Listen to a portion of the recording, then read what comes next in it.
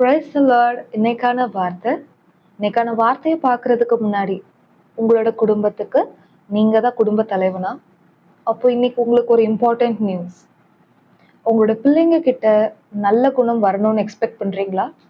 அது உங்கள் கையில் தான் இருக்கு. மனைவி கிட்ட ஏன் இந்த கெட்ட குணம் இருக்குன்னு நினச்சி குழம்பி போயிருக்கீங்களா? அதுக்கு காரணமே நீங்கள் தான். என்னடா இப்படி சொல்கிறாளேன்னு பார்க்குறீங்களா? வேதத்தின்படியே பார்ப்போம். எடுத்துக்கொள்ளலாம். ஆதியாகமம் 17ஆம் அதிகாரம் 17ஆம் வசனம். அப்பொழுது ஆபிரகாம் முகங்குப்புற விழுந்து நகைத்து. ஆபிரகாம் யாரு? ஹஸ்பண்ட். சாராள் யாரு? ஒய்ஃப். 17ஆம் அதிகாரத்துல ஆபிரகாம் என்ன பண்றாங்க? கர்த்தர் ஆபிரகாமுக்கும் சாராளுக்கும் வாக்குத்தத்தமாய் கொடுக்க போகிற ஈசாக்கை பத்தி பேசும்போது, வாக்குத்தத்தத்தை பத்தி பேசும்போது ஆபிரகாம் முகங்குப்புற விழுந்து நகைக்கிறார். யாரை பார்த்து நகைக்கிறார்? வார்த்தையை பார்த்து நகைக்கிறார். வார்த்தையானவர் யாரு? நம்ம எல்லாருக்குமே தெரியும், கர்த்தர். 17ஆம் அதிகாரத்துல இப்படி பண்ற ஆபிரகாமுடைய குணம் அப்படியே தன்னுடைய ஒய்ஃபுக்கு டிரான்ஸ்பர் ஆகுது. வாசிக்கலாம். ஆதியாகமம் 18ஆம் அதிகாரம் 12ஆம் வசனம். ஆகையால் சாராள் தன் உள்ளத்திலே நகைத்து.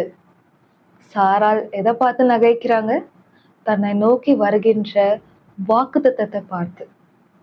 ஈசாக்கு எனும் வாக்குத்தத்தம் ஆன வார்த்தையை பார்த்து நகைக்கிறாங்க சாராள். வார்த்தையானவர் யாரு? கர்த்தர். கர்த்தர் தான் வார்த்தை. ஆபிரகாமும் வார்த்தையை பார்த்து நகைத்தார். சாராளும் வார்த்தையை பார்த்து நகைக்கிறாங்க. 17ஆம் அதிகாரத்துல ஆபிரகாம் எதை பார்த்து எப்படி பிஹேவ் பண்ணாங்களோ 18ஆம் அதிகாரத்துல சாராளும் அதே பார்த்து அப்படியே பிஹேவ் பண்றாங்க, தன்னோட ஹஸ்பண்டை போலவே. ஹஸ்பண்ட் வார்த்தையானவரை பார்த்து நகைத்தார் 17ஆம் அதிகாரத்துல. அதுக்கப்புறமா வர பின்னாடி அதிகாரம் 18ஆம் அதிகாரத்திலையும் சாராள் வார்த்தையானவரை பார்த்து நகைக்கிறாள். இன்னொரு எக்ஸாம்பிள பார்க்கலாம். ஆதியாகமம் 22ஆம் அதிகாரம் 3ஆம் வசனம் 9ஆம் வசனம். ஆனா அதை பார்க்கறதுக்கு முன்னாடி 2ஆம் வசனத்துல கர்த்தர் தெளிவா சொல்றாரு, ஆபிரகாமோட பேசுறாரு, உன்னுடைய பிள்ளை ஈசாக்க தகன பலியா இடுன்னு. ஆபிரகாம் என்ன பண்றாங்க? 3ஆம் வசனம். அதிகாலையிலே எழுந்து. காலையிலே எழுந்துன்னு எழுதலாம்ல, ஏன் அதிகாலையிலே? அந்த அதிகாலை எதை நம்மளுக்கு சொல்லித்தர வருது அப்படின்னா, டிலே பண்ணாம கர்த்தருடைய வார்த்தைக்கு கீழ்ப்படுகிறாங்க ஆபிரகாம். இந்த இடத்துல எங்கேயாவது ஆபிரகாம் கேள்வி கேட்டிருக்காங்கன்ட்டு எழுதியிருக்கா? இல்ல. கேள்வி கேட்காம கர்த்தருடைய வார்த்தைக்கு கீழ்ப்படுகிறாங்க. டிலே பண்ணாம, கேள்வி கேட்காம, கெஞ்சாம கீழ்ப்படுகிறான் ஆபிரகாம். என்னென்ன கெஞ்சிருக்கலாம் ஆபிரகாம்? கர்த்தாவே என் பிள்ளைய விட்டுருங்கப்பா, என் பிள்ளை எனக்கு ரொம்ப பிடிக்கும்பா, அவனை தவிர வேற யாரனாலும் நான் பலியா தரேன்பான்ட்டு கெஞ்சிருக்கலாமா? கெஞ்சிருக்க வேண்டாமா? கெஞ்சிருக்கலாம். ஆனா ஏன் கெஞ்சல? இந்த நல்ல குணம் தன்னுடைய ஈசாக்கு கிட்டேயும் அப்படியே டிரான்ஸ்பர் ஆகுது. அதுதான் 9ஆம் வசனம். வாசிக்கலாம். ஆதியாகமம் 22ஆம் அதிகாரம் 9ஆம் வசனம்.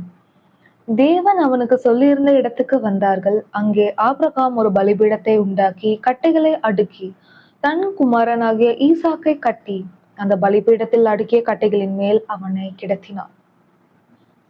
அந்த வசனத்தை நல்லா பாருங்க. ஈசாக்கு டிலே பண்ணானா? ஆபிரகாம் தன்னோட கைகளை கட்டும் போது ஈசாக்கு அந்த கட்டின கயிறை அவுத்துட்டு ஓடுனான்னு எழுதியிருக்கா? அந்த மாதிரி டிலே பண்ணான்னு எழுதியிருக்கா? நார்மலா ஏதாவது ஒரு பிள்ளைய தன்னோட தகப்பன் இப்படி கட்டும் போது, சீரியஸா கட்டும் போது அந்த பிள்ளை சும்மா இருக்குமா? ஏன்பா கட்டுறீங்கன்னு கொஸ்டின் கேட்பாங்கல்ல? கொஸ்டின் கூட கேட்கல. கட்டைகளை கட்டுறாங்க, கொஸ்டின் கேட்கல. கட்டையின் மேல எடுத்து வைக்கிறாங்க, கொஸ்டின் கேட்கல ஈசாக்கு. 10ஆம் வசனத்தை வாசிச்சு பாருங்க. பின்பு ஆபிரகாம் தன் குமாரனை வெட்டும்படிக்கு தன் கையை நீட்டி கத்தியை எடுத்தான். கத்தியை எடுக்கும் போது ஈசாக்கு எங்கேயாவது அலறினான், கெஞ்சினான்னு எழுதியிருக்கா?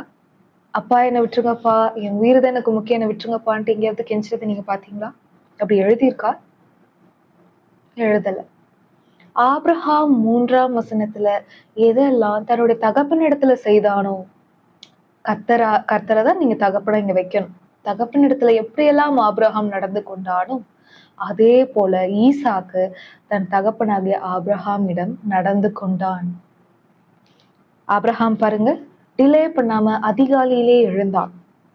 கர்த்தருடைய வார்த்தைக்கு கீழ்ப்படிய கொஸ்டின் கேட்கல. கர்த்தரை ஏன்பா என் பிள்ளைய பலியா கொடுக்கணும் அப்படின்ட்டு கொஸ்டின் கேட்கல. கெஞ்சல தன்னுடைய பிள்ளைக்காக, என் பிள்ளை எனக்கு பிடிக்கும்பா, விட்டுருங்கப்பா, கெஞ்சல. அதே போலதான் ஈசாக்கும் தன்னுடைய கைகளை, ஈசாக்கோட கைகளை ஆபிரகாம் கட்டும் போது டிலே பண்ணல, கயிறை அவுத்துட்டு ஓடல. அதே போல இன்னும் கீழே வாசிச்சா தெரியும், ஈசாக்கு கொஸ்டின் கேட்கல.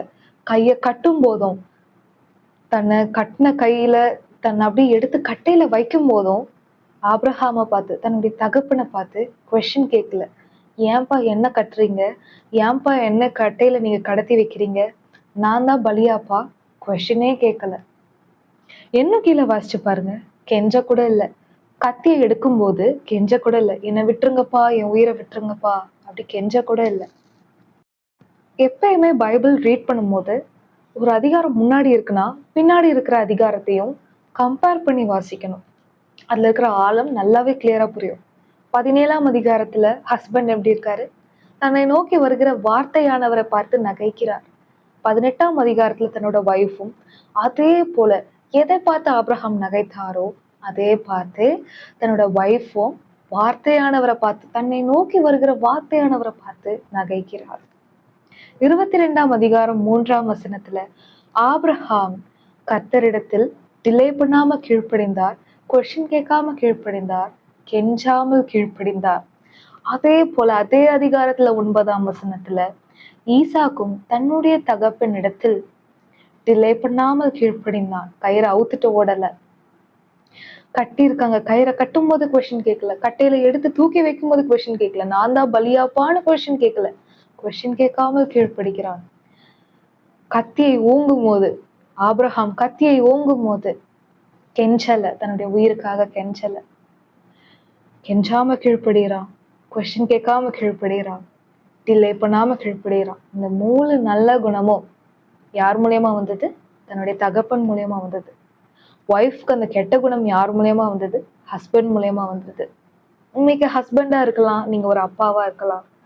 ஆனா உங்க பிள்ளைங்க மேலேயும் ஒய்ஃப் மேலேயும் கோவப்படாதீங்க. கெட்ட குணங்கள் இருக்குன்னா, நல்ல குணங்கள் இருக்குன்னா கர்த்தரை பிரைஸ் பண்ணுங்க, சோஸ்திரம் பண்ணுங்க. கெட்ட குணங்கள் இருக்குன்னா உங்களை நீங்க மாத்திக்கிறதுக்கு எச்சரிக்கையா இருங்க. வாய்ஸா சூஸ் பண்ணுங்க. தேவையில்லாத பிரச்சனைகளை அவாய்ட் பண்ணுங்க. God bless you.